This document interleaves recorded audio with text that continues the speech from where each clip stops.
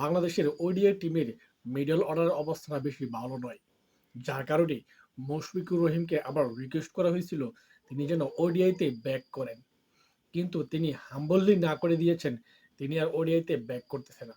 তিনি বলেছেন বর্তমানে ওডিআই টিমটা ব্যালেন্স রয়েছে। এটা তিনি খুব অনেস্টলি বলেছেন।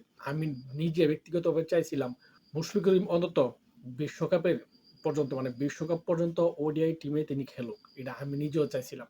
কারণ বর্তমানে বাংলাদেশের মিডল অর্ডারের অবস্থাটা বেশি ভালো নয়। যার কারণে তিনি যদি আপাতত আসতেন তাহলে হয়তো কিছুটা উন্নত হইতো।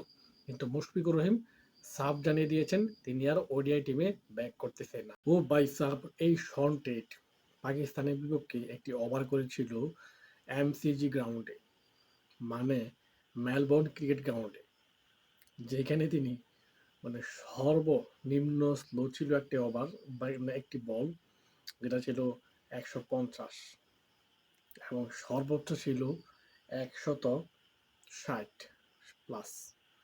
এবং প্রতিটি মানে বল দেখুন, মানে 150-এর নিচে কোনো মানে বলই নাই ভাই।